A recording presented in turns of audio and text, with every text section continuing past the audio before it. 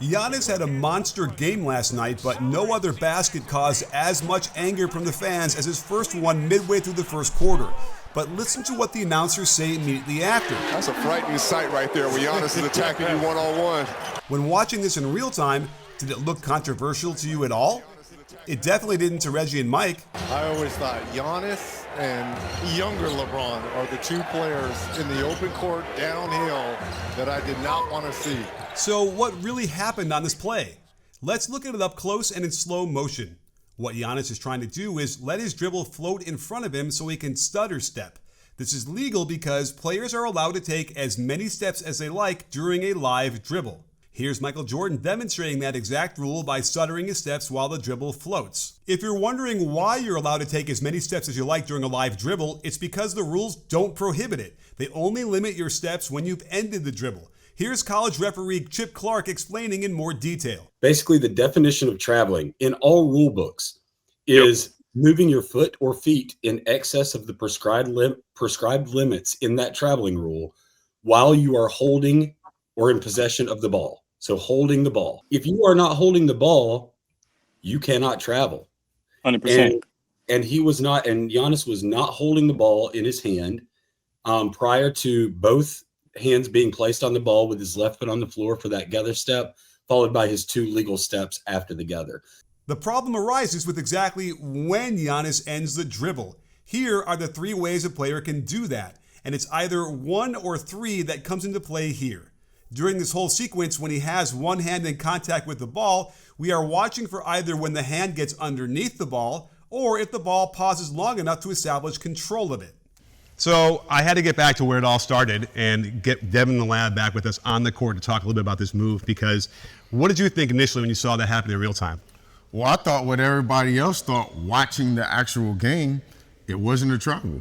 If you look at the clip, nobody on the court is arguing travel at all, even the New York Knicks. So, obviously, when you saw the slow motion and made you question a little bit, everybody becomes geniuses when they see everything in phantom cam slow motion. However, that's not how the game is ref. It's ref in real time. Well, you know, if you didn't see the video we did, it was 10 years ago, right? It's been a minute. I think that we started this whole thing, right? I don't know if anybody who's a fan would really know what a gather step is without that video that we did with the referee. That's where the controversy comes in. We're talking about also a tenth of a second, pretty much, between when that ball stops spinning with his hand on the side of the ball before he touches it with both hands. From the ref's perspective, even if you thought that the dribble ended at that moment when the ball stopped spinning, it is physically impossible in that tenth of a second for you to identify that in real game speed, in real time, like Milt likes to say all the time. So you cannot, like that tenth of a second, his other hand is on the ball. That's when the gather is going to be occurring. And that's when the refs are going to identify that gather, followed by the two allowables. For sure. And another thing, too, like when you think about that, Chip, you have to equate the fact that they have to notice that the dribble ends and then their eyes go from ball to feet. So in that period of time from the eyes going from ball to feet, I know it's really quick, but there's no way possible that you could catch that. Another thing to take into consideration is that the referees must sprint back and be ahead of world-class athletes, oftentimes running backwards or with their head turned 180 degrees in the opposite direction, while also keeping track of defenders, offensive players, the shot clock, their balance, while still processing the play itself. Juggling all of these things is a lot like trying to find a great deal on tickets, and that's why you've got to download SeatGeek, the #1 rated ticket app with over 35 million downloads. The reason why I love using SeatGeek is because the variety of events to choose from is insane. Their ticket rating system tells you if you're getting a great deal, and each ticket is backed by their buyer guarantee. And of course, I got a code for you guys. You can use code BBALL2025 for 10% off your next set of tickets at SeatGeek. That's 10% off any tickets with promo code BBALL2025. Make sure you click the link in the description to download the app and have the code automatically added to your account so you can use it later. Thank you, SeatGeek. And thank you, Giannis, for giving us this opportunity to explain how the steps work while dribbling and then what happens when you gather the ball. One of the things that people have a hard time understanding is dribbling and taking as many steps as you can. As long as you haven't stopped the motion of the ball when your hand's totally under it, then it's not a travel. You can take as many steps as you want. And as long as you learn how to manipulate the ball going to the side, then it becomes a little bit tricky for people who don't really understand how this works. And that's not a knock to anybody, but these players are good right now. They know how to manipulate the ball. There also is the notion of the ball pausing in its normal parabola of gravity affecting it. And I feel like there is an element there in the slow motion version where we could probably track that and feel like the ball had stopped descending at some point before he gathers with both hands. What do you guys think? Yeah, I think that you could probably say that. And I'd just go back to he could have dribbled at that point. You know what I mean? Right. That could have been pushing the ball to the side for a cross dribble. But in slow motion, I can understand when people watch slow-mo, and even if they understand the rule, how they may still come to the conclusion that, yes, he traveled on that play. I can also understand the other notions of people not wanting this to be a legal play and then arguing for it being a travel, even when the rule does not specify that it is a travel. And then you got to think about too, bro, if you watch anything in super slow motion, if you watch any basketball play, any move, any concept where you're ending the dribble, do you know how many things would look like a travel if everything that you watch was in super slow motion? It's just unrealistic to think that the game would be officiated like that. It's not even played like that. So why would you judge a play where, one, it's not played like that, and two, it can't physically be seen by the naked eye? So it just doesn't make sense to look at basketball through that type of lens. You look at basketball through that type of lens when you're watching it for entertainment. So it's time to go through the actual move that Giannis did, and I'm hoping that Devin can break this thing down for us with the absolute pristine version of it. While there's a little bit of controversy in the beginning, show us what it would look like as a perfect footwork and a perfectly legal step through. Going through is slow. Stutter step, gather, 1, 2. That's right. Into the shot. And the gather is a 0, does not count to the 2 steps you get legally after that. So again, the ball's floating, it's not underneath. Snatch, good. Got that, snatch on the left foot, and then right, left. So can we walk through a little bit of what really happened in that clip and where the controversy is? Now, I can argue both sides, right? So that was one. The second one is the ball is spinning in his hand as he's taking these stutter steps, right? And it comes to a brief pause in his hand. It was kind of on the side, but we got to remember how big his hands are, right? It looks like he's palming the ball, gripping it with his hand. Then he takes 1, 2, 3. So keep this in mind. Just because you touched it with 2 hands, that's not the only way it counts as a gather. If you stop the momentum of the ball, that also counts as gather. So I can argue both sides on this clip. You know, it seems like the most vile responses that I received about this, it's not necessarily that it's talking about how many steps you get in between, but it's the false idea that you start counting steps from the ball when the ball last bounced.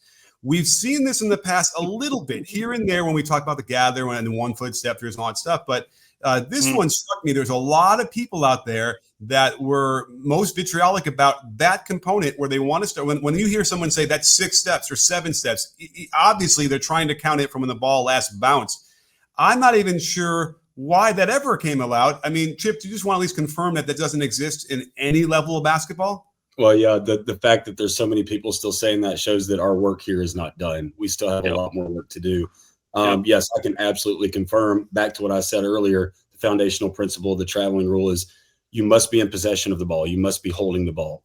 The last time the ball bounces on the floor during that dribble is not you holding the ball. It's not you in possession of the ball. And I shouldn't be doing this with 2 hands. Sometimes you can. One-handed gathers, and Milt will tell you this, identifying one-handed gathers is one of the toughest things that you could possibly do as a referee. It's most players will get the benefit of doubt. You're going, and that was the other point that I wanted Milton to throw in there too, is that if we're uncertain as officials, the offensive player will get the benefit of the doubt having made a legal play from the officials. You're going to get the benefit of the doubt. If we are not sure, if we're not 100% certain, you're going to get the benefit of the doubt because we are taught and trained, just like the NBA refs are, not to guess on potential traveling plays. Now, you cannot like it that this was a legal play. You cannot like it that the refs deemed it a legal play, but that really has no bearing on what the current rules have to say about that and how it's interpreted. So I can confirm for sure the last bounce of the ball has nothing to do with the traveling rule. It's unbelievable how many people, I mean, I would even say players that don't know and understand the actual, even traveling, like you're working on your game and you don't know exactly what a travel is. It's just like, it's unbelievable to me that we've gone and been playing basketball for this long. And before I started studying the rules for myself, I never heard of the rule book ever in my life. It's unbelievable. Now, the key here is that at all levels, you're allowed to take as many steps as you like. We don't start counting when the ball last bounces. It's a really key concept. And I don't know why that started. People really believe. I have no idea. Yeah, like you only get 1 or 2 steps when the ball last bounces, which is crazy because you could dribble the ball again. So that's a really important concept I think people struggle with a little bit as well. And when you see what Giannis is doing, it seems to me, and you know a lot of NBA players, they're looking at the rule book now. I think that they understand the rules a lot better than they used to in the 70s and the 80s. And so to me, they're looking at this and saying, how can we push the boundaries a little bit to get maybe an advantage while staying within the rules? Is that safe to say? These players are very smart. They're learning what the rules are. That's why you're seeing a Harden step back. And that's why you're seeing a lot of different things that you're seeing now, whether it's a Euro step or a fake Euro step where you have 2 more steps, right? Here's the thing that people don't realize, and I always challenge people to debate this with me. I can show you Jordan doing the same thing where he dribbles, takes a bunch of stutter steps, and then he goes into a shot off of no extra dribble. I can show you Julius Erving doing the same type of gathers that Giannis is doing. What tricks everybody is how long he's called the Greek freak. So he covers so much ground on these moves that it's just like people can't process it. It's like the movie Semi-Pro when they threw a lob and the ref, and it was the first time anybody's ever seen a lob, and the ref blew the whistle. He was like, foul, 2 fouls. You know, people just don't know how to process it, but there's more information around basketball, which is great. And once we understand that, I'm hoping that people are less angry about the game. They're going to not going to threaten to turn it off anymore, and they're going to enjoy what I think is the absolute creativity of what they're doing out here, because that's when the game gets exciting. Iverson was exciting what he was doing, right? Michael Jordan was exciting. Those guys were pushing the boundaries. James Harden was exciting to watch, right? Is anybody complaining about his step back anymore? No, and you know what people always used to complain about before that was the Euro step. Yeah. I remember when people used to call the Euro step a travel when Westbrook and Harden were doing it all the time. They were stutter stepping and then going into the, I'm like, guys, they're not even touching the ball when they're doing these stutter steps. Because when I was growing up, if your hand was not on top of the ball, they would call it carry no matter what. And I think that My goodness. that's what they wanted it to be. But in my mind, it was like, if you really read the rule book, you realize, wait a minute, I can have the hand on the side of the ball or the front or the back. Right.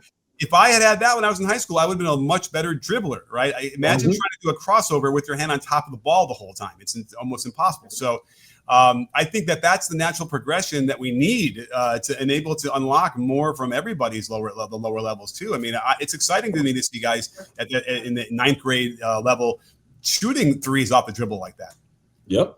And maybe it is just a bump in the road because the voices always get louder until they don't. You know what I mean? It's like the voices always get louder, people complaining about the crossover, the AI crossover, the James Harden step back, and then eventually it's just accepted. Now, I think that the basketball, the whole point of this, I think, too, is like traditionalists, as they would call themselves when it comes to basketball, just really don't like the way the game is going in that regard. You know what I mean? And I think that's what stems basically a lot of this vitriol that we see is like they just don't recognize the game from when they used to watch it all the time or when they used to love it or play it. You know what I mean? And so I think, for people like us, we're able to accept the creativity that we see now. But some people still think it's too much, and we'll see. Time will tell. Maybe they'll change something. Maybe they won't. But I think that as of right now, the rule in and of itself, the rule as it stands, this play is going to be considered legal, and you just got to come to grips with it. So things change, like people's minds change. I just want you to understand this. It's not the players, in my opinion, who are killing the game. It's the lack thereof of the knowledge, in my opinion. Now, if you want to come with facts or argue with us on Twitter, just make sure you come with them because I have lots of footage, and he has lots of footage. And so does Step Through Joe. He has lots of footage of all the stuff that we're talking about. And it's not us killing the game, it's us trying to push it forward and just teach the rules. Well, Deb, I can't thank you enough for coming on here and doing this for me, brother. This is really great. Please let us know what you think about all this stuff in the comments, and if we can get through to you, it's another bell in heaven, and someone else who understands this and I'm really excited about. So Thanks all for joining us. And don't forget, sports fans, at B-Ball Breakdown, we're not a channel, we're a conversation. You in? Are you in, Dad? I'm in. Are you in, guys? I'm in, baby. I'm in. Come on, man. Somebody got to do it. That's right.